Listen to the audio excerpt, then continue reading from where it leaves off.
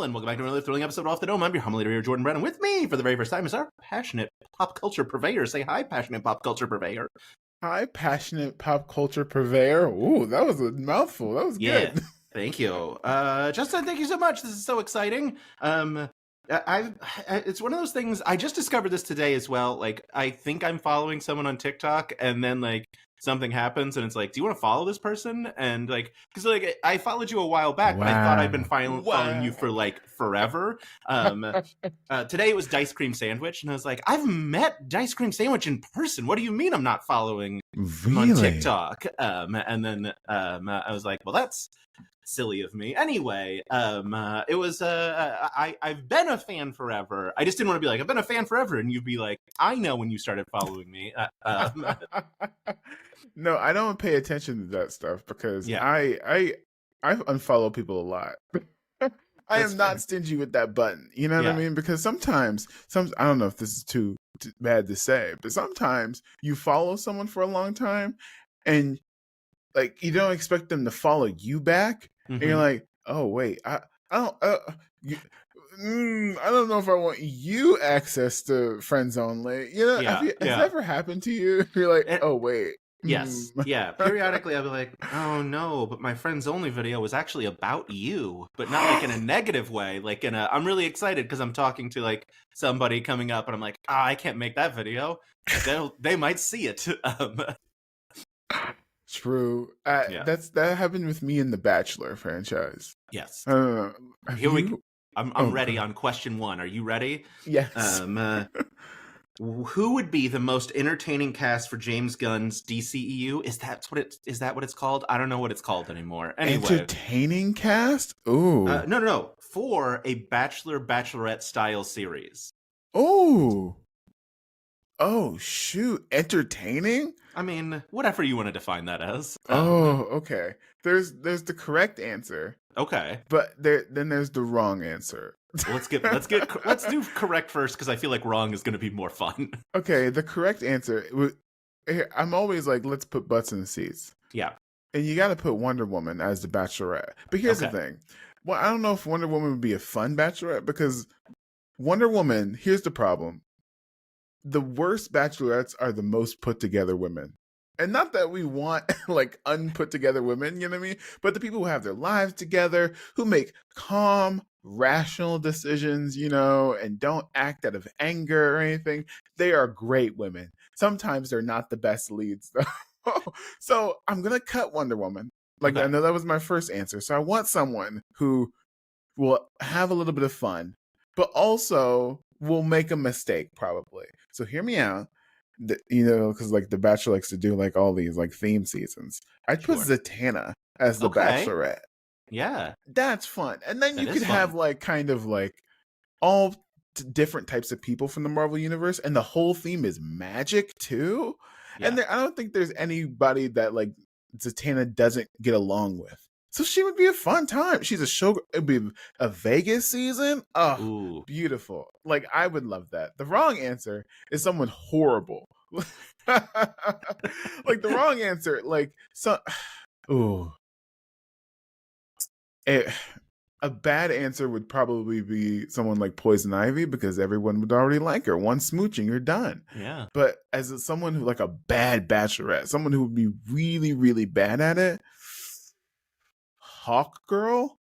This is a little bit not too niche, but like sometimes a combative bachelorette is a good thing. Someone to call the guys on their shit, you know. And also, at some point, her reincarnated spouse would show up, and then she would no longer be interested in anybody else that was there. Exactly, she would end the show early, and you're like, that would be a bad show, right? You know, her whole deal. They have to get back together.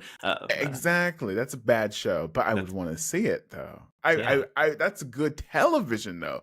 And then you would bring in someone that she's actually compatible with, like a Jon Stewart or somebody, and then the whole season is, will she get back together with her ex? That's a bad answer, but I want to see it. You know. Oh my gosh, that's so exciting. I don't have a way to transition out of it. Because I know very little about Bachelor or Bachelorette world. Really? Yeah, You would I don't, like it. I feel I'm like you're the type sure. of guy that like it, you know? I have so many things I'm already behind on. I don't know how to add. Like, people have asked me to watch Housewives, specifically Salt Lake City, and like I want to do Salt Lake City because it feels like I could. Because I tried to start. Here's the thing: I'm obsessed with Larsa Pippen, but dating Marcus Jordan. It's my favorite thing in the entire world because it makes no sense. Right. Because it's Scottie Pippen's ex-wife dating Michael Jordan's son. It's like, wait, no, hold on. Yeah, it's weird. A little too he weird. he might have been at your first wedding. But like so I started Miami, and it's so long ago. Like they've been doing it for so long, and I was like, oh no, I don't want to watch 10 years of this. Like Oh, this is a nightmare. But Salt Lake City's only a couple of years in. Anyway, this is all me saying, how do I find more time to watch more things? I don't. true story. I'm really bad at being like, you should watch this, you should watch that, you know. And like half the time, I know these people aren't gonna watch it, but like I consume so much. Like half my job is just consuming media, so I'm like, you need to get on the next this, that, and the other. So I feel bad for always recommending things to people, you know. But I'm not on the Real Housewives train, Yeah. like the whole Bravo train, stuff like that. I'm not on that. That seems like a dip too far for me. Look, That's like a lot of time, you if know? you fall in, it's the rest of your life because it's just constant. Exactly. Exactly. But you are a host of a podcast that talks these kinds of things. Still True. Scrolling. You guys are killing it. Tell me about Still Scrolling. Okay, here's the thing. Have you ever been scared that you're going to lose your following overnight? Well, let me tell you, it's terrifying. So, like, a bunch of me and Steph and Derek were talking, like, we need to, as a creator, you should be diversifying your digital footprint anyway, so that if something happens, like a national government wants to take away your job, have something to fall back on or have a That would revenue. never happen, though. It can never happen until it happened for Yeah. 12 hours, you know? Yes. And then you delete the app and you're like, it's gone forever. And then it comes back and you can't re-download it. Yeah. But still scroll, like I have way too many opinions about pop culture. So I wanted to start a podcast with two of my creator friends about it, you know? And it's like there's never a good time to start a podcast. So you just kind of have to start. Who am I talking about? You already know this. You know what I mean? Like all the self-doubt of like, do we need another podcast? I mean, like all this stuff, you know? And I was like, as if I want to keep doing this for a living or like keep opening opportunities for myself, I have not have to, but I have to put my foot into this world, right? And back in the day, I did have a little bachelor podcast, you know, with David Chen and Deja, and we had such a good time, you know what I mean? And then Deja like moved away, and so we had to stop. But I still have way too many opinions that don't fit into 1 to 3 minutes. You know what I mean? And I love talking about pop culture and I love giving a hot take about stuff, especially movies and television. You know, it's like half the reason people follow me. So I need to start a podcast. And then we started the podcast. The end. I mean, look, yeah, like you said, there's never a good time. Never but a good time. it's always worse times to start a podcast is delaying it at all. You have to start it. If you wait any amount of time, it's going to be worse because there will be a new podcast that fills the space that you want. I started this silly little interview show like a year and a half ago. And yeah, it was mostly like interviewing Dropout folks. And then all of a sudden, Dropout got really, really popular. And now I have to compete with like real news outlets. And it's like, Interesting. I'm like, well, I'm glad I made contacts when I did, and that I'm not trying to build this now. When you know they just sold out Madison Square Garden to play D&D. So. But yes. Can I ask you like in the weeds questions about this? Absolutely, yes. We followed each other for so long, but also when you're mutuals, you rarely have an opportunity to actually talk. to Yes. people. Yeah. Actually have sit down conversations with people. So I'm like, do you ever do you are you grateful or do you regret being the dropout person? Ooh, I mean, You know what I mean? it's a bit. It is definitely. I know what you mean because it's both. I'm incredibly grateful, but then every once in a while, I look at like the follower count, and I'm like, okay, I want to talk about something else. And when I do, it's gonna get 500 views. Like it's gonna be Mm, like it's gonna be just nothing. And I'm like, but if I want to, like, because I want to talk about comic books. I like comic books a lot, right. and then I'll talk about like the Fantastic Four trailer, and it's like 1,000 views or whatever, and I'm like, I mean, is this gonna really be worth my time to try to do Right. this? Because like if I'm telling no one, hey, I really like this thing, is that fun? But to be fair, sometimes I True. talk about dropout stuff and it gets 1,000 views because God only knows what TikTok wants you to do ever. Like Right, right, right, every right. once in a while, I'm like, but no, TikTok, this is exactly what I do. This is exactly what I talk about. Like, but here's the thing though. Like, I'm always jealous of the creators you that can talk that have the ability to talk about one thing. You know what I mean? Like in hindsight, like I feel as though I missed the boat on the niche down of it all. You know what I mean? Yeah. Like you bit on a niche and you are wildly successful in this niche, right?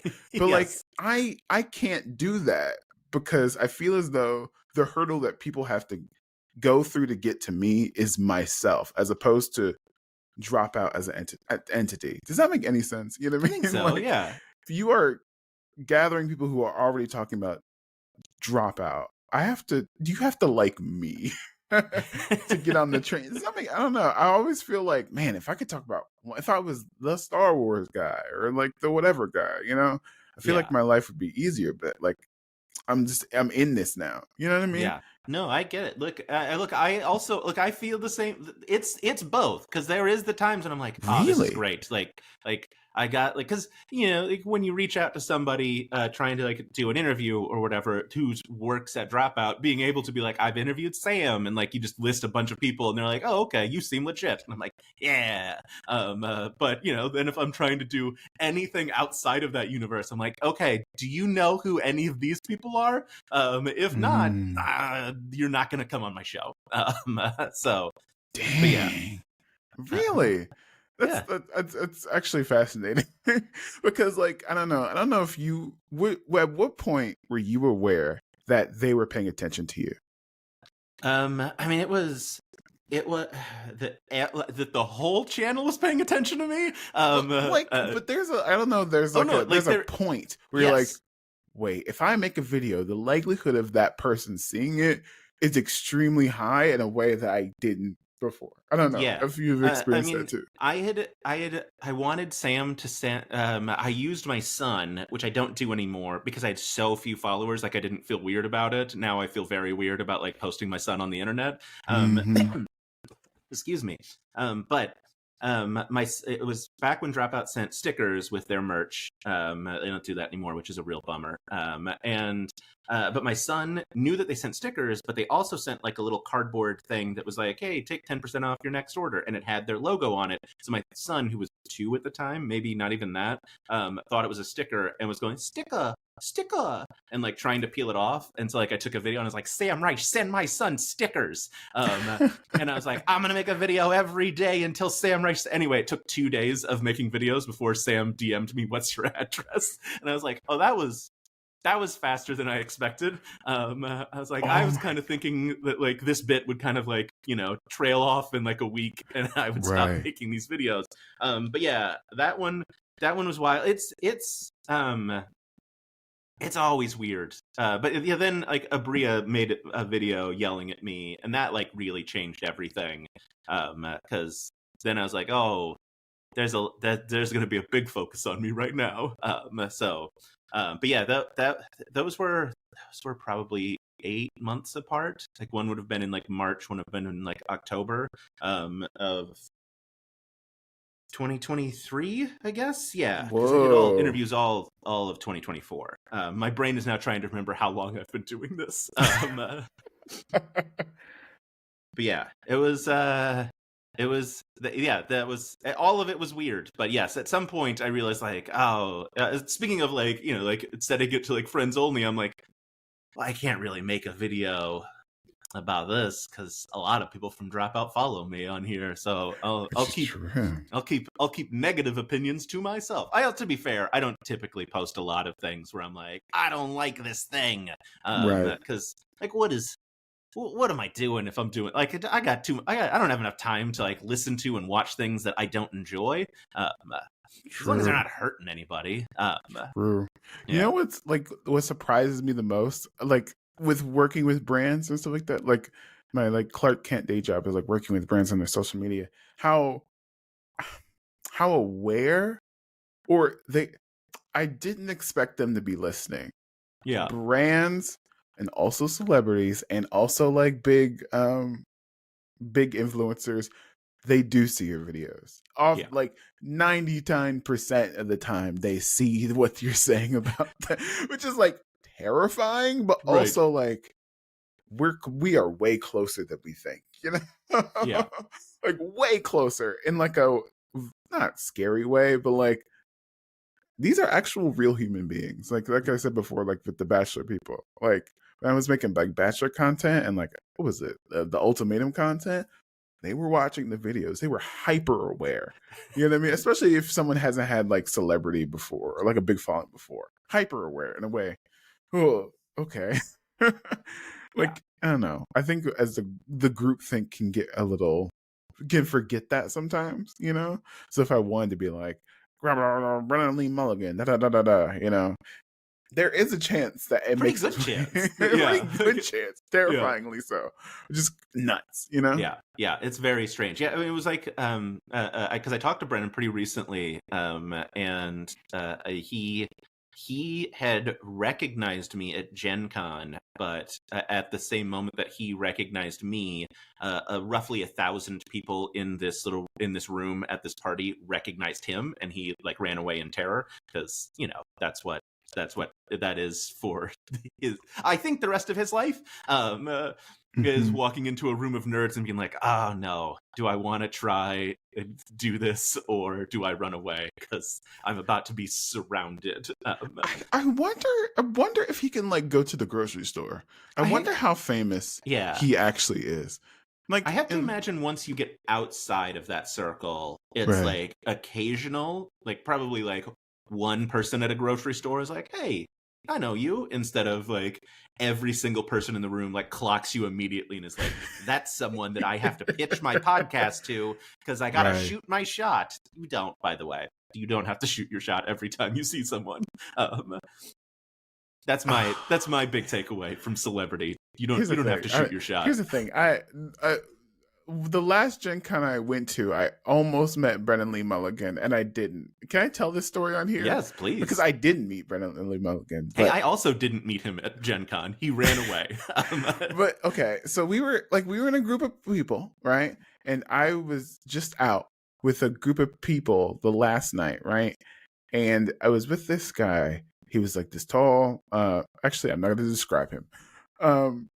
And he he made a point of growling in other women's ears, right? I was like, that's kind of weird. But anyways, and so we had a kind of conversation. We're all in this internet space and stuff like that.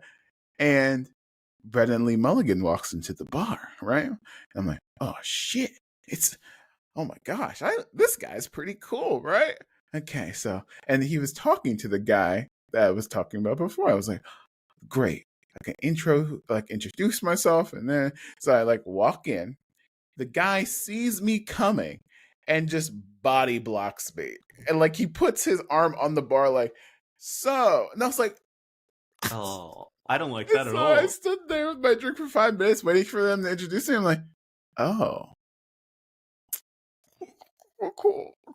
And Brendan had to go. Yeah. So Brendan Lee Mulligan does not remember that interaction, but I do. And I was like, yep, that's me. That's my luck. You know, it's cool. Fine, it's fine. I didn't That's cry myself to sleep about it. It's cool. Yeah. It's No, cool. that's super cool. Super cool and super normal about it. I had people try to do that to me at this most recent Gen Con Body block you? yeah, with Taylor Moore, who is the producer for Worlds Beyond Number, and Taylor had specifically reached out so that we could hang out at this party. And I don't know if people didn't. Obviously, people couldn't have known that, but Right. like they really tried to like put their body between like me and Taylor, and then Taylor would be like, "What do you think about that, Jordan?" Like would turn the conversation back to me. What are you? And I was like, yeah. Yeah, it was also very fun because like these people would come up to Taylor because they're like, "You're a big deal," and then they'd be like, "And Jordan, you're also here, and I don't know or care about you." And then someone would come up to me, and I not trying to brag, but like people would come up to me to be like, "Hey, I'm such a huge fan," to me, and then suddenly those people who didn't care that I existed are like, "Wait, what do you do?" And I was like, "I host an interview show about TTRPGs. What were you just saying about the Actual Play podcast that you're trying to pitch to Taylor Moore?" And then they'd be like, "Oh, you should get my card." I'm like, "Oh, should I get your card now? Like now that you've realized that like other people in this space care about me? Cool. Oh my gosh, this is so validating. I mean, not validating because I'm like, okay, I'm not crazy. Because Gen Con is probably the most, how do I say this? Los Angeles style crowd. Yes. Yeah, I did not expect it. Like truly, I was like, am I invisible? Was I an asshole to these people? Did I say something wrong? Like, what is happening? Like Gen Con and that space was so, I don't want to say like looking thirst not I don't want to say thirsting, but very at work, very a work event, Yes, you know? yes. So I'm like, damn, I thought we were friends. Like people who I had been on podcast with would not address me. And I was like, what the hell is happening? Completely ignored me. I was like, Yeah. are you kidding? I don't know. I was like, I felt like a leper. I was like, this is how Tiny Tim felt, man. Like, dang, no one wants to talk to me. Like, this is awful, man. Yeah. It was, I don't know what about it. Maybe it's because I wasn't expecting it from like the quote unquote nerd community, Right. Yes. you know? Because like, this is, I don't want to shit talk, but like, we all like, we're a part of a community. We have to do this, that, and the other. But like, when it comes to like the big names in the room, all bets are off, really? Yeah.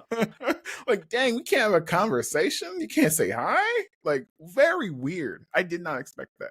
I don't know.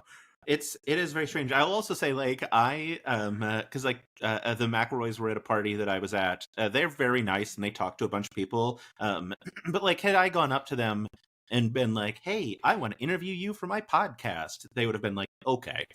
Like they were busy doing other things, but I did talk to their handler, and so this is of course they do. Like they're famous enough for that. Like so, like again, if you're out, like you got to find the assistants. That's who you got to make friends with. You don't pitch your thing to the stars. It's in and out. They've got 30 pitches they heard that day. You find an assistant, you befriend them, which.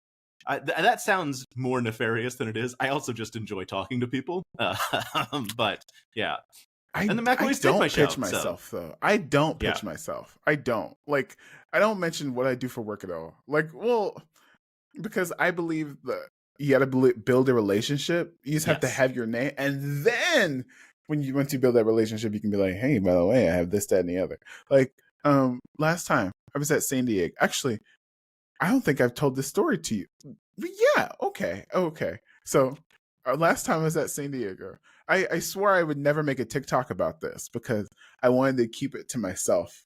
You know, like it was such a special moment. So last time I was at San Diego, I got invited to my first after party, right? And I've never been to an after party before. And unfortunately, I couldn't like bring my friends in. So I was like going alone and I was very scared and very nervous because I've never been there alone. And so the Uber drops me off at one of the entrances, and it's like the wrong entrance of the hotel. And I was like, oh man, I'm already looking bad. So I go to the second exit, and there's like this older man, and his group of friends also went to the wrong entrance. And I was walking with them, and they're like, better luck on the next corner, right? And so I was like, okay. And we're like talking like on the way on the corner and stuff like that. And so I don't know who these people are. They just seem like nice people, right? And so we finally get to the entrance, and I just kind of like follow them, like because they seem like they know where they're going to the special line. And so we're talking and stuff like that, and the guy's complimenting my Star Wars jacket and stuff. And like they all get wristbands, and he's like, "Oh, give him one too." And I was like, "Okay, I guess you need a wristband to get in this party." And so we're walking in, and someone's like, "Bro, I love your stuff. It's amazing." And I was like, "I'm sorry, wait, what? I'm what? Okay, that was kind of weird." Is he like, "I don't know, okay, that was weird." And then we're walking to the elevator, and that happens again. And I was like, "That's weird." But okay, all right. And so we had to go in a different elevator, right? So I'm like, wait a minute. The people come out the elevator and like, oh, you're whoa, I love that show, man. And he's like, thanks. And I was like, okay, are you like famous or something? Because I legitimately did not know this guy was. And he's like, one of his friends like elbows me, and he's like, that's Dan Harmon, you know. Dan Harmon, who? Rick and Morty. Oh, oh, what? And they all had a laugh, about it. They're like, "Oh, you don't know who?" I'm so sorry. I don't know what the writer of Rick and Morty looked like, or the writer of Community. I'm so sorry, but now I do, right? And because he had given me a wristband, he had like we went to a different section than everyone else, right? And like by the end of the party, I'm like, was this some kind of joke? Because they were nice. They were completely like not creepy or whatever. They gave me their drinks, free drinks and stuff like that. I was like, why did you do this? And he's like, well, you're the only person that treated us like a human being. You know what I mean? Like you didn't have to like you weren't trying to like sell us anything. You were just having a conversation about Star Wars, right? I was like, oh, dang it, did I miss my opportunity? Well, also, like, I was just a nice guy. I didn't have to be, quote unquote, Freddie's roommate trying to sell his TikTok. You know what I mean? Yeah. And so, I will never forget that. Though, like, one of the nicest people ever. And I was like, damn, all because I literally did not know who this man was. Like, I feel like, and if I ever see him again, he'll be like, hey, it's the guy with the Star Wars jacket. I don't have to, like, I don't know, pitch myself. I don't know. Be like, hey, I'm the guy with the Star Wars jacket that thinks you're just a normal human being. He looked like a normal human guy. Yeah, like, no, I know what Dan Harmon looks like. So if I didn't know what he looks like, be right there with you. Be like, yeah, a normal human man. I felt so embarrassed funny. too. Yeah. Like, all right, okay. Yeah, I'll do my well, so first of all, I wanted to give a shout out to Haley Whipjack, because that party that I was talking about that Brennan went to, I was Taylor Morse +1 and he wasn't there yet. And I didn't know. I was also was like by myself, and I was like, this is terrifying. And Haley very kindly took me by the hand and like let me hang out with them and like their friends, and I was like, this is great, you're saving my life, because this is terrifying. Going to a party alone is so scary. I think I've told this story before.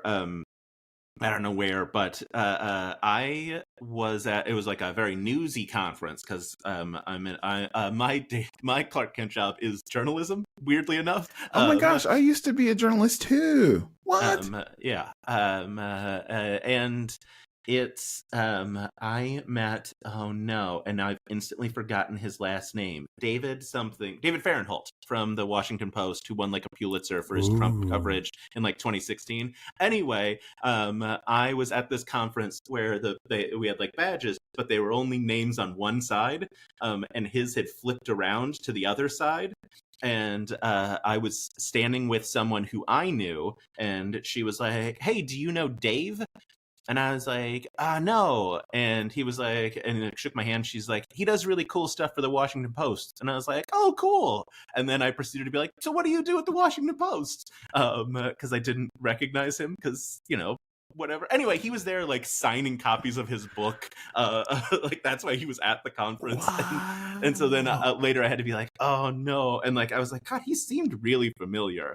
And then like I was like, who was that? And I was like looking at and I was like, That was David Fahrenholt. I just asked David Fahrenholt what he does at the Washington Post, and when he told me, I went, "Oh, that's cool!" Like he's like a beat reporter. Oh, Oh anyway, I think man. about that all the time. Well, maybe he was like, I don't know. You don't Yeah. know what writers look like, you know. Yes. Yeah.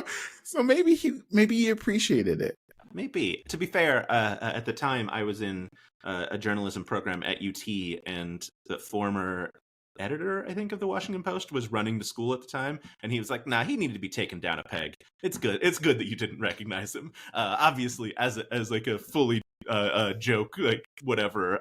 But like, because I told everybody the story. I was like, "Hey, guess what I just did?" Oh, brutal, Yeah. brutal. Yeah, it was brutal. Well, speaking of nerdy things, I don't know. This is there's a thing that you do that I think is incredible on the TikTok, which is well, first of all, just like editing in general, but like your transition videos are years in the making, which is astonishing to me. True. How are you that well prepared for things? Here's the thing. It's not about. I wouldn't say prepared. Is the thing. It's just like I said before. I went to college for journalism and media communications, right? And at Otterbein, it's a small school, and like I niched myself into video and video editing when everyone else wasn't, and so like it's kind of like I studied the blade while you guys were partying. But like when it's a small school and nobody cares what you're doing with the video equipment, you're kind of the belle of the ball. You know what I mean? And you get to try so many new things, right? And so then I went into news, became a journalist. I was a video editor for 2 years, right?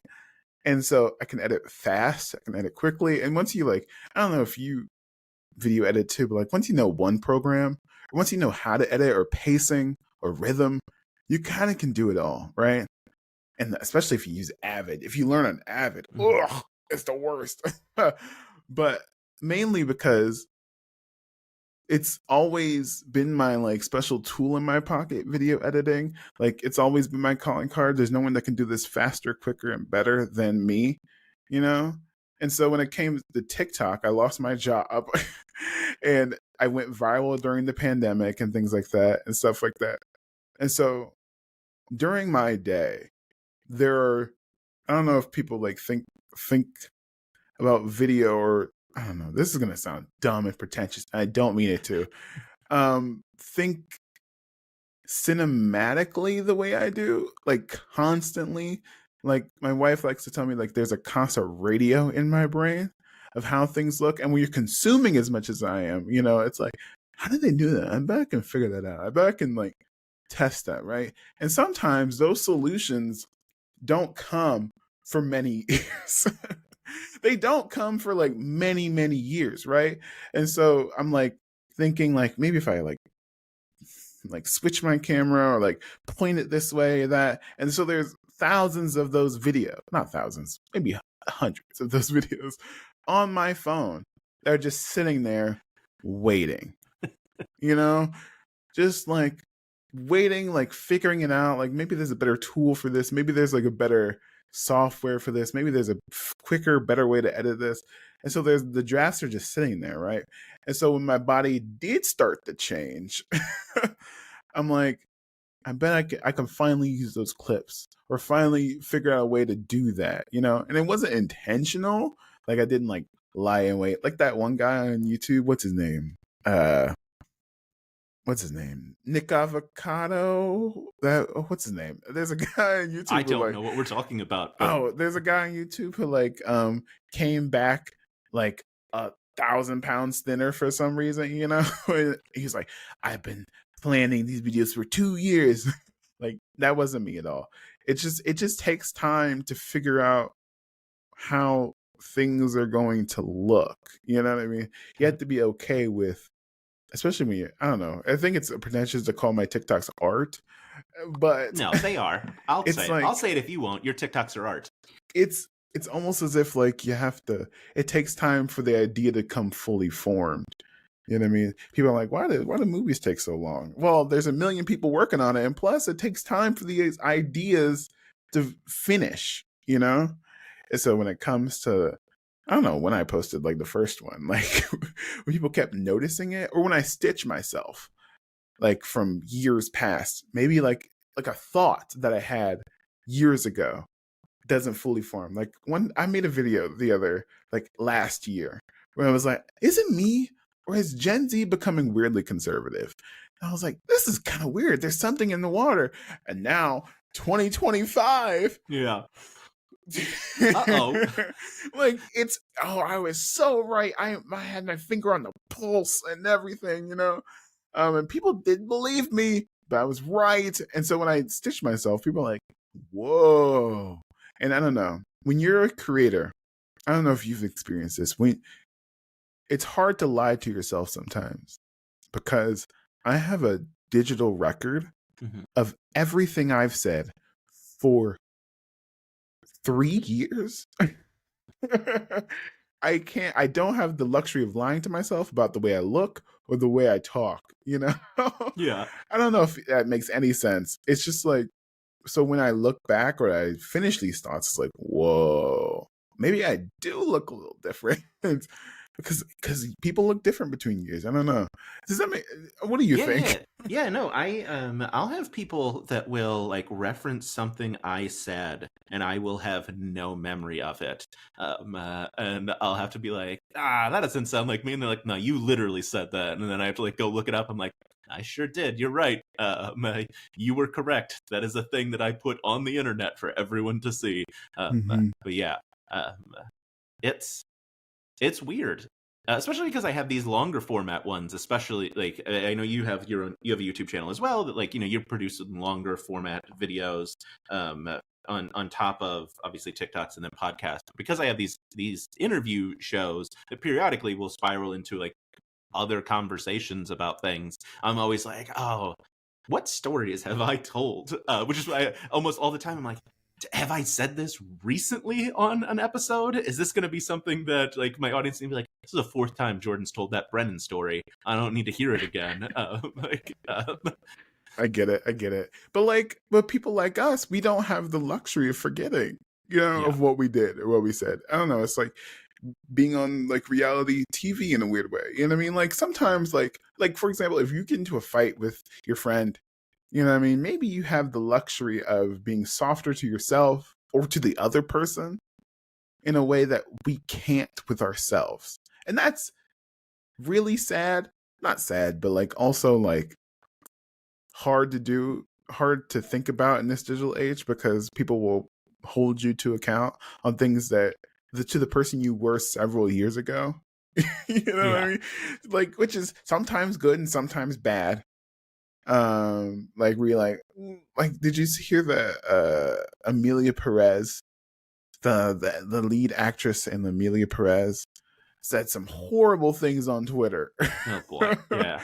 We're like, even before Amelia Perez was ever a thing, you're like, God dang, that's you. That's you. Oh God, but maybe she's changed. Maybe. We don't like normal people don't have that luxury or have the luxury of forgetting themselves, Yeah. It's just like, ugh. I am terrified of the day that someone stitches a video of mine and they start the sentence, "That you?" Like it's such a it's a thought that like there's nothing in my head where I'm like, that's the one they're gonna get me on. Like I deleted my Twitter a year and a half ago at least. You deleted your Twitter? Oh, I couldn't do it. It's like a graveyard for me. I just have the username so no one steals it. No, I was like, I don't need this. Because if it was a graveyard, I would keep going back to like look at things. So yeah, I was like, you won't be able to find old tweets of mine. But I was like, God, what if there is like a terrible take that I posted on here, and someone's like, "This you?" And I'm like, "Oh no, I'm undone." It's just because it just takes one. It takes one of those videos, and you are undone.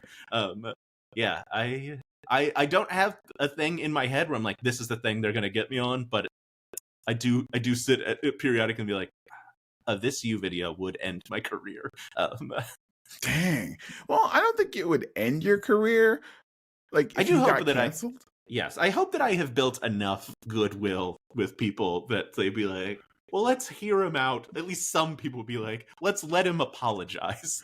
True. But you know what's weird, though? I don't know if this makes any sense. I keep saying that. I'm so sorry. I won't say it again. But in 2025, it turns out you can get uncanceled. Yeah, well, you could do a lot of bad stuff. Yeah, like really bad stuff, and like I don't know if that's reflective of our digital age, in that we can post through it, or even gain more traction by getting canceled, which is insane to think about. Like, people are more popular because they're like, Matt Rife is more popular because he was canceled. That's insane to me. Yeah. Did it even have any actual power, or was this, or were they all just paper tigers? You know?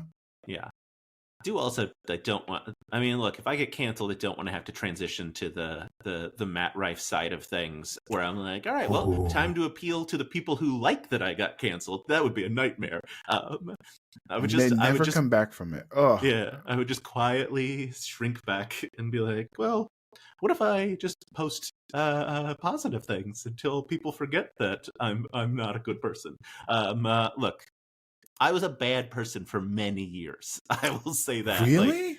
What'd you do? I was like a bully in like high school. Not like physically, because I'm a shrimp, but like I was mean to people because I got physically bullied. So then I was like sharp enough to be like cruel to people verbally, and so I did that, and I feel terrible about it. But like, you know, I at some point expect someone to be like, hey, this is a terrible thing Jordan said to me in high school, and I'm like, yeah, probably. I don't remember, but 100%. Really? Like, I mean, but your bully probably never thinks about you. Yeah. You know That's what I mean? fair. So, I mean, I still remember the worst things people have said to me, but like, do they ever think about me? Maybe. Actually, I remember, okay, this is also a very niche story, but I remember I was at Kroger the other month, right? Do you have Kroger? Where do you? I don't want to dox you, but are you in the Midwest? I live in Austin, Texas. I don't know if we have Krogers here or not. But I've lived in LA and like the Midwest, so I've been to Krogers before. Oh, great. Yeah. What a great grocery store. Anyway, and someone stopped me and was like, Justin Jordan. And I was like, hello? Ooh, full name. That's like full name too. That's another thing I slightly regret. Like, my full name is out there. I wish I had a stage name. Like, I wish like Freddie's roommate was my stage name, but like Justin Jordan's out there. Anyway, he was like, oh my gosh, I follow you on TikTok. I see your stuff. I'm like, it was the time I was doing like all the Captain America stuff, and they're like, yeah. I was like, oh yeah. And I could not figure out who this guy was. And I was like, yeah, sure. And he's like, I just want to say that I'm really sorry for the way we treated you back in the day. I was like, yeah. You should be. And I was like, I could not think about what he did to me. I totally forgot what he did. Maybe it was that traumatic in my head. I was like, don't worry about it, dude. Like, yeah, no worries. I was like, dang. The fact that like they follow me and they know that they hold that in their heart, that they was wrong to me, that they did me wrong. I was like, dang. What did you do? Yeah. Because it kind of just slid off my back 20 years later, you know? Right. Like, what the heck? I was just going through my mind about what possibly it could be, and I think I landed on it, but I was like, and then again, was he even in the room? Did he say that? Like, oh my gosh. Like, I still remember the worst thing someone's ever said to me. I was like, oh, one time, it was in, we were in middle school PE, right? This is content warning for bullying people. Content warning for bullying. And they had opened my locker and were throwing my gym clothes back and forth so I couldn't change, right? Like over my head. And someone, I won't call him by his name, but this person, everyone's like, stop, Justin. Or stop mixing with Justin. Content warning. It's content warning. He might come in to the school and shoot us all. And everyone stopped. And then I was trying to get my clothes back. And then he says, but he'd be too dumb to remember the bullets. And I was like, oh my God. That's such a specific thing to say to someone. I know. That's haunting. Like, you can only like laugh to hide the tears. I'll never forget it, right? And this same guy, he dropped out of school and stuff like that. Like, he doesn't even like do anything with his life. It's like, dang, you had your life ahead of me. And now I'm ahead of you. I can say that now, Yeah. But also like, damn, what the fuck? Who hurt you, bro? For you to say that to me? Dang, weird. I was very bullied. I don't know. Yeah. I mean, look, I imagine you also enjoyed like comic books and things as a kid. I did. You know what I'm really bitter about?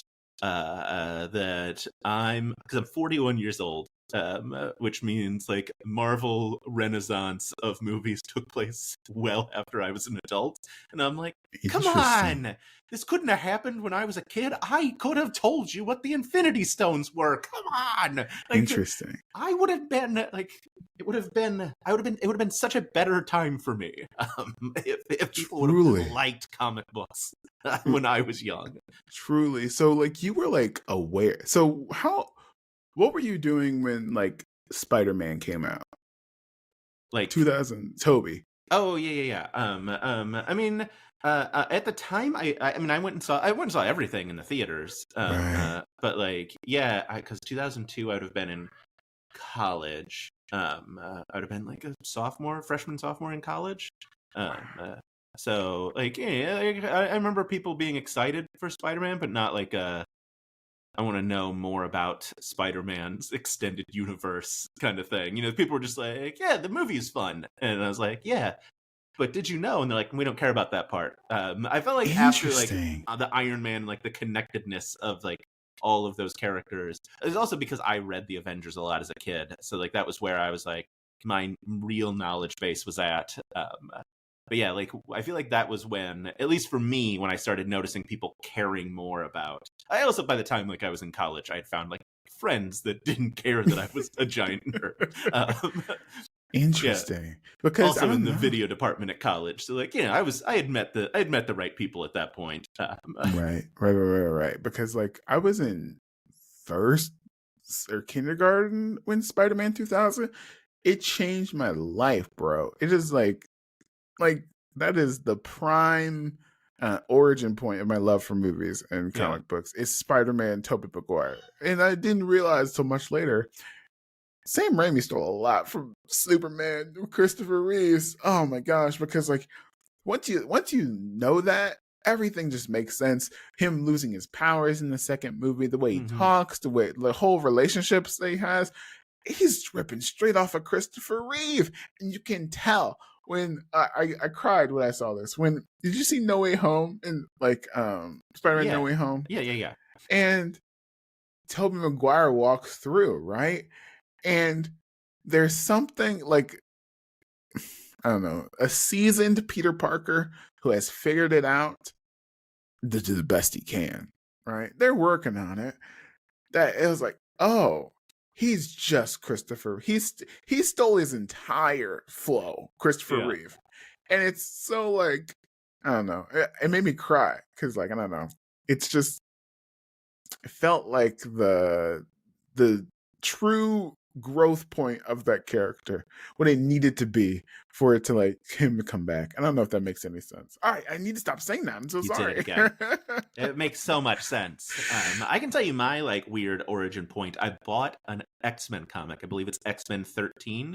It's the second comic I bought. The first comic I bought was a Fantastic Four. A New Warriors comic. New Warriors 16, I believe.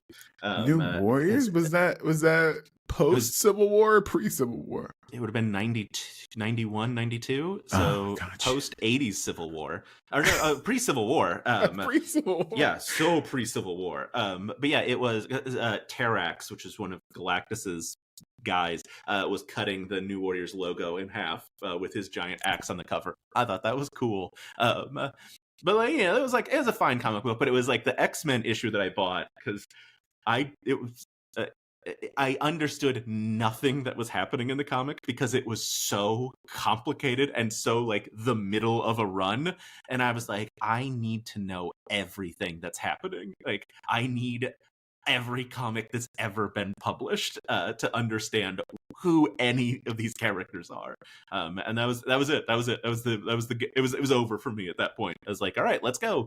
So That's how they get you. That's how they get you. So you're a Marvel kid, not a I am a DC Marvel kid. kid, yes. Interesting. Yeah. Fascinating. Because I don't know, when I was growing up, not growing up, but that was prime Civil War when I started like paying attention to comic books. So everything is kind of on a skew in my personal taste, and especially like the 9/11 of it all. Yes. You know? Yeah. Which changed our media forever in a way that like you can't really replicate. I don't know if I almost said it. I didn't. You know, like I have a whole theory that our culture's response to 9/11 was superheroes. Like the whole 20 years from 2000 to 2020 is just a reaction to 9/11, which is crazy to think about. I think that is, I don't want to say the smartest thing you've ever said because that feels insulting to other things you've said, but I've never thought of it like that before. And you are a billion% correct. Yeah. I think because my whole world was already superheroes pre 9/11, like the outside world changed. And I was like, finally, I'm part of it. But yeah, that especially the ones that we chose were like the military superheroes. Now, to be fair, Marvel only owned those, so like they didn't have a ton of options because they had sold so many other characters off. But yeah, like I don't know, was it you who talked? Somebody recently talked about when you center Iron Man in your universe. I did make that video. Yeah, that was your video. I thought that was your video. It was a really good video. I was like, yeah. It's true. And it's not like, I mean, you're an Avengers kid, so like I'm not complaining about the Avengers at all because I think they're a great team to play with ideas like that, you know? Yeah. But like when you start with Iron Man, the center of your universe, someone who profits off of war, everything centers war. Every story in the MCU for those three phases are centering a war. Yeah. Or the potential of a war, or everyone becomes sort of a warrior or a soldier. Even characters like Doctor Strange becomes a warrior in a way that I don't think is true or honest to the character. I think the best Doctor Strange is when he's not in his own movie. Yeah.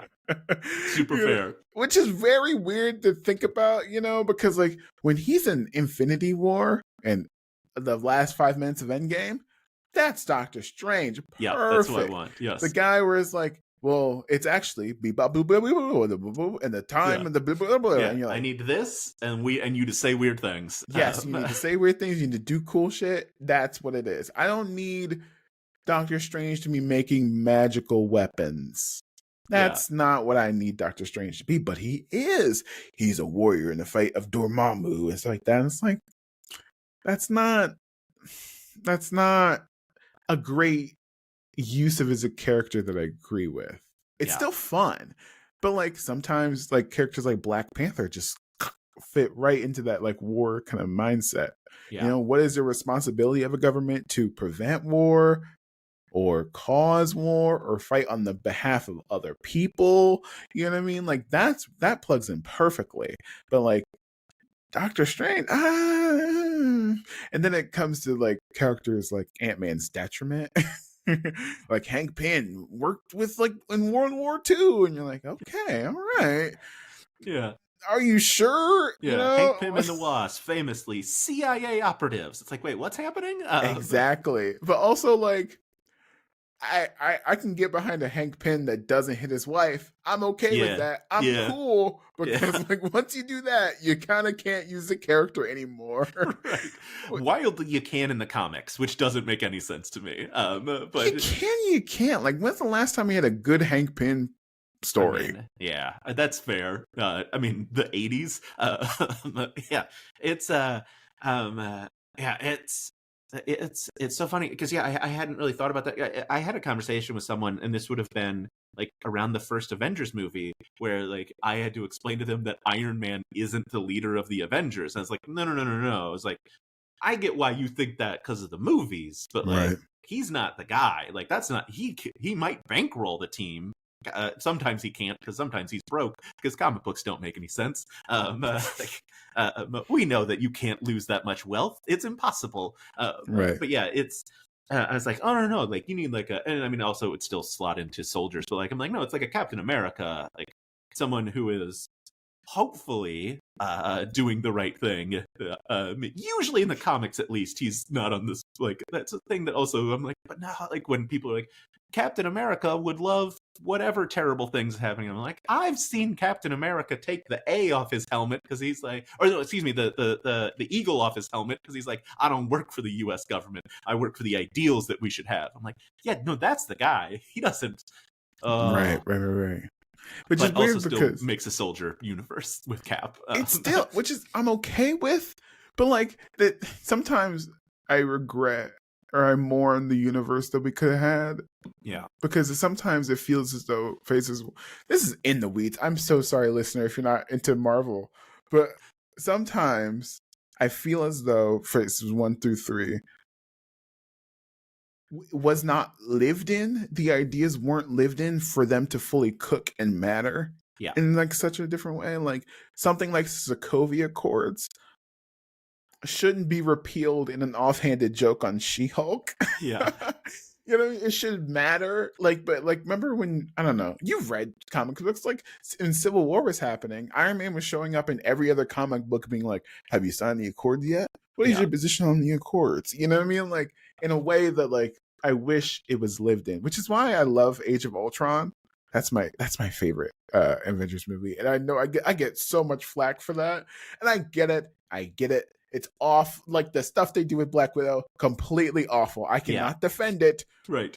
But I like the lived in parts of that universe where the Avengers are an institution.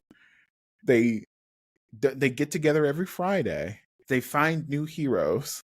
New heroes are added, like separated. People come in and out of the team. They have, I guess, effects on the universe, and other characters have opinions on them. And so when you don't have like a spine to the universe, for like Phases 4, 5, and 6 feel empty and combobulated. It doesn't flow the same way. And I'm not saying we need Avengers, but we need a spine of the universe, and the multiverse saga isn't a strong enough spine. Yeah. Well, especially now that we've like lost it. I don't know what's happening. Marvel's in so much. It's such a predicament. I mean, like characters like Sam Wilson. Yeah. He shouldn't have Falcon and this Winter Soldier. Why is he not leading the Avengers? That's step number one. We need to, like, all these characters need to group up or like snake through each other's stories in a way that like my favorite episode of Falcon and the Winter Soldier was the second to last episode, which was the only episode where they were like hanging out, being friends. I'm like, but that's the show. I know you won't do it, but like, give me a lived-in universe of like, all right, these people exist, and like have to do things. And then the final episode where they like the bad guys kidnap the people who vote on the thing, and like we're gonna hold them hostage until we get the vote. And it's like, but you kidnap the people who vote. They can't vote. You've kidnapped them. Your plan doesn't make sense. You got to kidnap people they care about to get them to vote.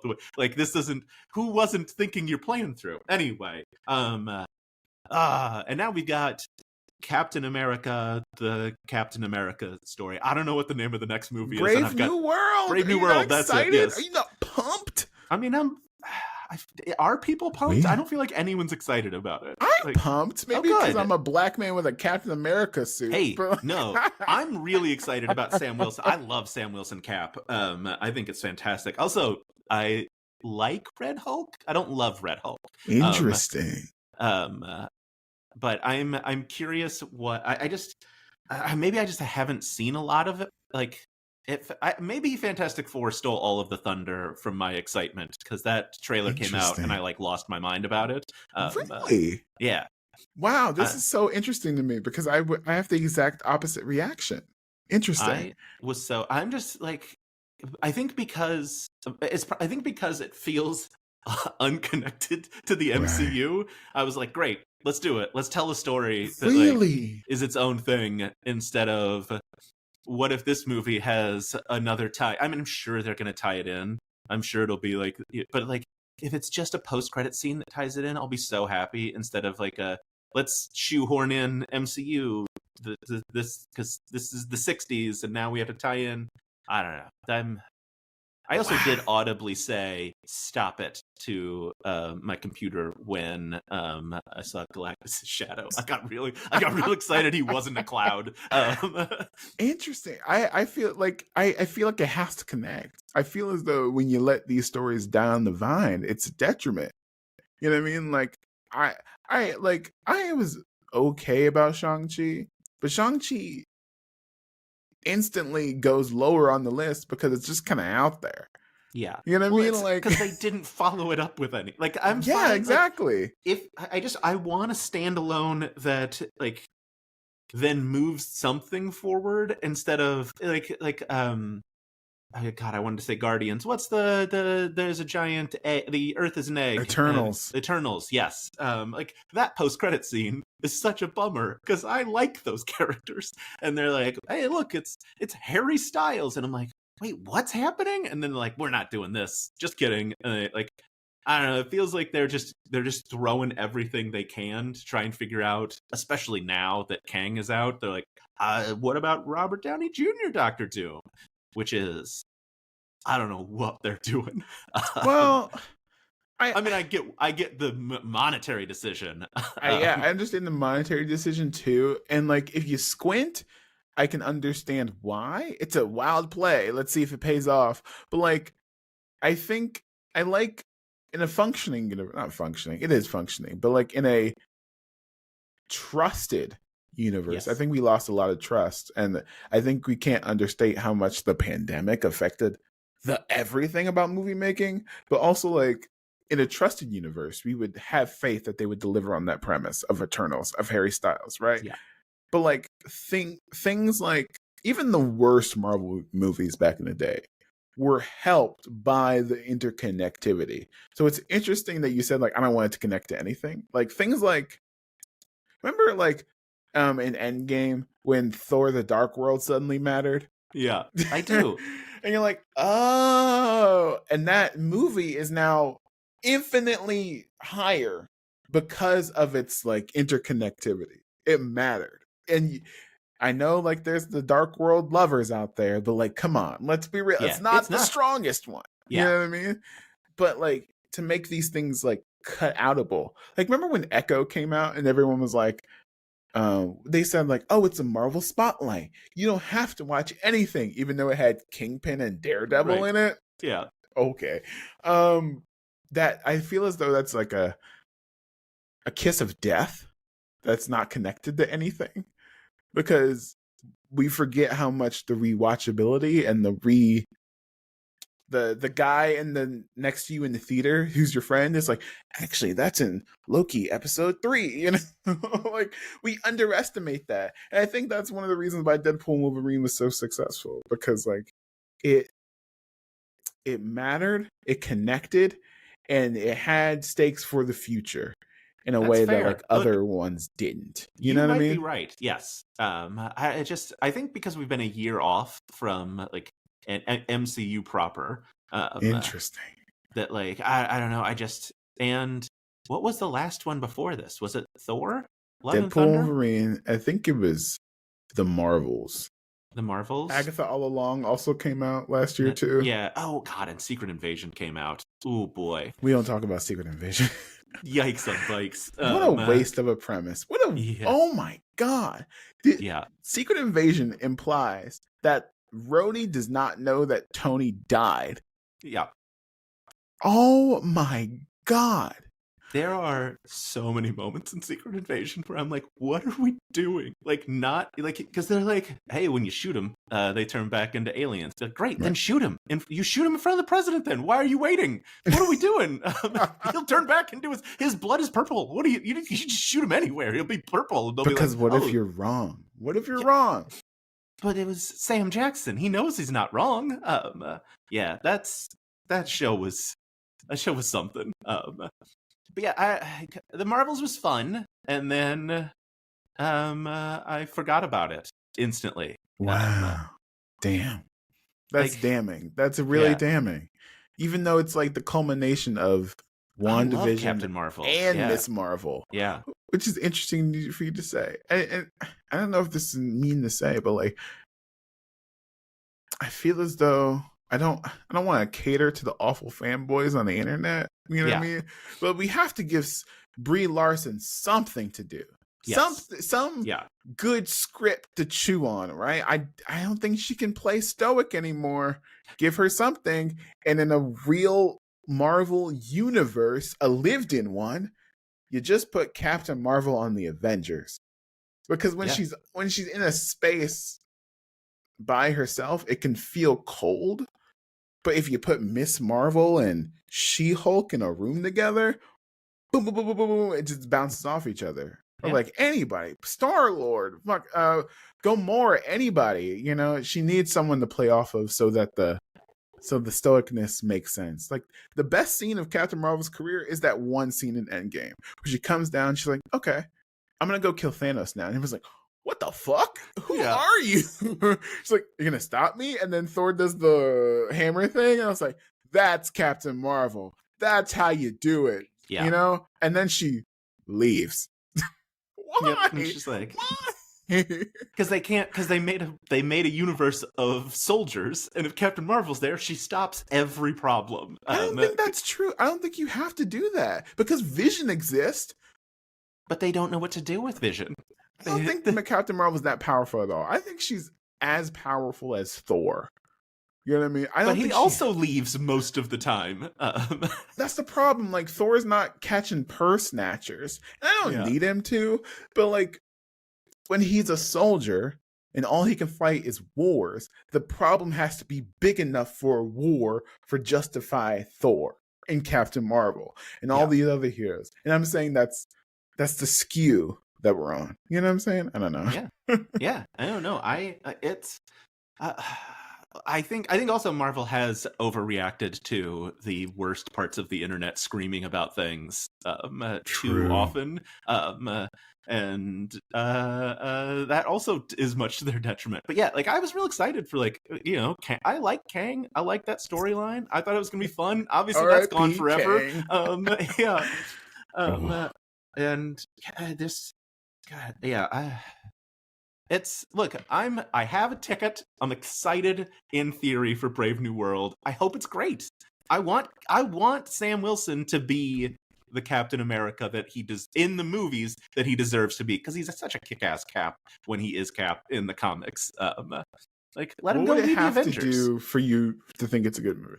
Like, what specifically are you looking for? I'm very curious. I mean, at this point, I just want to have fun. Just let me have some fun for a couple of hours. I don't need it. I don't need it to be multiversal. That's the thing I don't need. Wow. Okay. Like I just let me establish.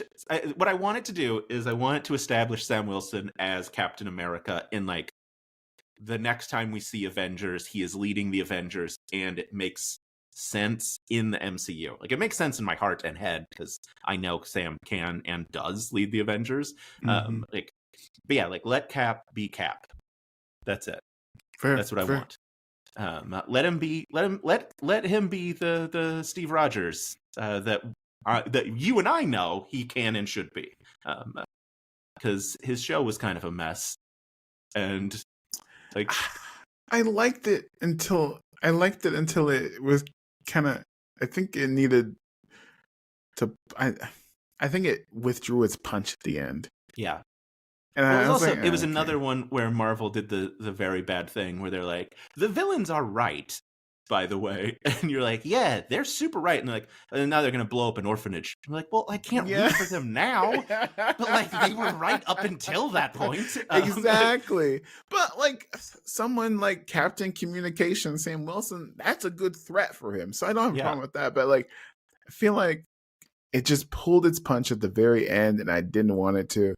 Like, I don't think John Walker needed to be quote unquote redeemed, you know? Yeah. And like, what a great concept of a character. Like, I hate John Walker. Yeah. Great job. Yeah. I hate that motherfucker. What a wonderful piece of the universe that now I'm so glad he didn't die. I'm so glad we can see him again, and like he's in Thunderbolts and stuff like that, so I can hate him even more. But it's just don't pull your punch at the very end. Decapitated someone with a shield. You can let me hate him for at least 3 more episodes. Like you don't have to have him catch a van at the end to be like, nah, he is a good guy at heart. He just sometimes get a little rambunctious. Like, no, just let him be a bad cap. Just let him be a bad cap. Yeah. Oh, goodness. Well, I'm still excited for Fantastic Four. I don't care what you say. I want... I'm excited too. I'm just cautious. Yeah, that's like, fair. I'm not in a place. To be fair, I was going to ask you to rank the Fantastic Four movies because they've all been bad. Ooh, no, they're not bad. I genuinely don't think they're bad. Fant Four Stick is pretty bad. Okay, I think that's good. Up until I recently rewatched them all. Might be the best one. No. I think 2005, excellent movie. I think here's my hot take. I think we're all doing revisionist history on Fantastic Four 2005. I was there. People loved that movie, and not like ironic. They made a way. sequel. Like people enjoyed it enough to make a sequel. It made money. The sequel, but also like I said before, the military-industrial complex really shows its ass in Rise of the Silver Surfer. That's a whole nother podcast. But number one, Tim Story's Fantastic Four 2005, excellent movie. I think the MCU takes a lot of notes from that movie. If we're being honest, I think you can take that team, probably recast Chris Evans, and throw them into the MCU, no problem. I think they would fit perfectly fine. That thing, Michael Chiklis, The Thing, is really good. Really like, good he casting. Hits all the notes. What I give to be invisible. Oh my, he rips out your heart, you know, or when he goes to the bar and he tries to sit on the stool and it goes through and everyone starts laughing at it and the bartender's like, hey, that's the first mook from Brooklyn to go to outer space. Show him respect. That's the lived in universe that I want. People have reactions about these people like, oh my gosh. Or remember when the Thing, like his wife drops the ring on the street and he can't pick it up because his fingers are too big. And Reed has to pick it up. Great writing. Like 100% great. Number one, 2005 Tim Story. Okay. Number two, I guess Rise of the Silver Surfer. It falls apart. You can throw 94 in there if you want to add 94 in there. That's not a movie. That's a tax evasion tactic. Such a bummer. Was it Roger Corman that did that one? Roger Corman's Fantastic Four. It's not a real movie. I love that they didn't tell him. That's my favorite part. Everyone's trying so hard, and the studio just fully knows we're never releasing this to the public. Here's the thing: like that was a what's it called? A legal loophole. Like the same reason why we're getting all these Sony villain movies is the same reason they did Roger Corman's Fantastic Four. Let's all be honest. Got to keep those rights. So that one goes in dead last, honestly. Okay. And Fan Four Stick was really good up until they did a time jump. It was good. Like that's the thing about. I wish people didn't think they had to fix the Fantastic Four or characters like Superman and Batman, because I don't think you need to fix them. I think that's the point. And I think Fan Four Stick tries to fix the Fantastic Four by putting them with the military. Ben is like he's like serving in wars and shit like that. You know what I mean? Like it, and then Reed's on the run for like a long time. But up until that point, the problems that I do have with the movie, Sue doesn't go on the mission. Oh, I don't remember it now at Why all. did not that makes zero sense to me. But they Yeah, replace it with Doctor Doom, who goes on a mission and gets left behind. But I do think the transformation sequences brilliant, well made and well directed and everything. I think the suits are kind of creative. I don't like the all black. I wish they had a little blue in there. The realizations of the powers once they have them, pretty good. But and then it says 5 years later, and then the movie just completely falls apart. that's fair. Unbelievably falls apart. You're like, Yeah, what the fuck? yeah, Why would they do this? yeah. But I don't know. I don't like a lot of times we like, I don't know if you're in these internet spaces where like they're like, I think we should make Magneto black. Because yeah, I'm like, no. Like, I mean, I think these characters live in ideas in certain periods of time, and that's okay. You know what I mean? Like, I think now in 2025, characters like Charles Xavier are now unusable because authors keep trying to fix them or explain why they did certain things or like did certain actions, and then the explanation just becomes worse and worse and worse and worse over time. And so you get characters like Charles Xavier, who's like made a child army and sent characters like to their deaths knowingly, and you're like, now we can't use Charles Xavier on the X-Men. Now we can't. and that sucks. You know what I mean? I feel the same way about like characters like Scooby-Doo and things like that. Like, let them breathe in the time period and the ideas that they were made in, you know? And so when like, I don't know, Fantastic Four comes around and they're making the 60s fantastic, that's great. That's wonderful. I don't need you to change what they stand for. And what characters like Reed Richards are the real danger of that. You know, Yeah. like I don't know, like I think there was a whole period of time where everyone thought Reed Richards was a dick. And yeah, he is. But at the same time, you have to like Reed Richards for the Fantastic Four to work. Yeah. Or it falls apart. You have to like him, or you at least believe in him at a certain period of time for the concept to work. And it just completely falls apart. You know, you have to believe in Charles Xavier at a certain period of time, or else it doesn't work. You have to believe in Superman for you to make Man of Steel work. But if you don't believe that someone is ultimately good or could be that good, you get Zack Snyder's Man of Steel. Oh, And man. it's just I don't know. What do you think, Jordan? No, I think I think here's what I'll say. This will be the hottest take of the podcast from me, at least. The Ultimate Universe has done more to ruin Marvel brand than anything in the last 30 years. And Reed Richards is a prime example of that. Of like, what if he Really? was super evil? And like, I love the Maker. Like, give me like, I'm fine Right. with you like making an evil version, but people want that to be prime version. They want like gory awfulness. Obviously Miles comes out of the Ultimate Universe, and I love Miles, and I can't fault that. But that was the one. Look, there's a reason why in the Secret Wars comic books, Miles is the one that comes over when they're collapsing the universes, because they're like, well, we want to keep him. How do we destroy everything else and keep him? Like, what if he has a cheeseburger in his pocket? Like, great, send him on over. That was a weird decision now that I think about it. You know what I mean?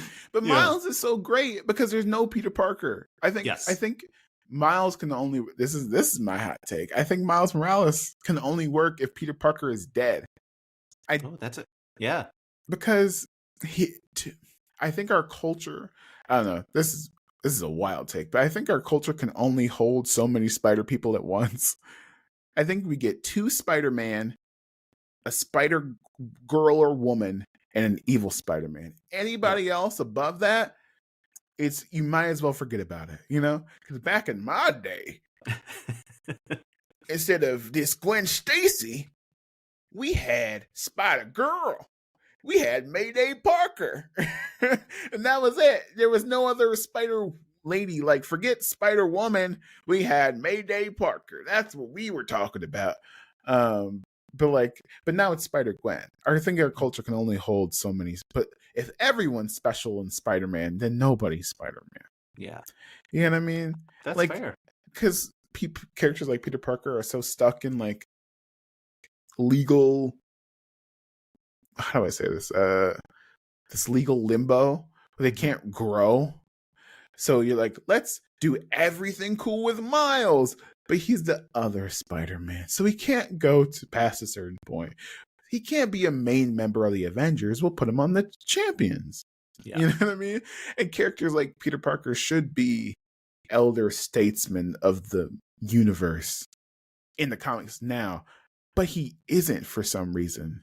Right. He's still, you know what I mean? I don't know if you have he's it still also like 29, and I mean, I don't know how old Peter is in current day comic books. Also, I really like the Champions. That was a fun team. Fun team. Yeah, didn't go anywhere at the end, unfortunately. No, it sure did. Weird. Yeah. Oh, Nova will forever have my heart, because Nova was a member of the New Warriors, my first comic book I ever read, and so that was why I was like forever. I'm like, but what if? But Nova's awesome, every iteration of him, except for the MCU version where they didn't do anything with them. Like, what if they just flew spaceships? I'm like, give him a helmet, let him go. Anyway, think you still can't. Oh, now there's no Nova Corps left, which is weird. Yeah. Like, you just deleted them all? Yeah. Dang. All right. Jeez. Yeah. But like in an off-screen scene. In an off-screen.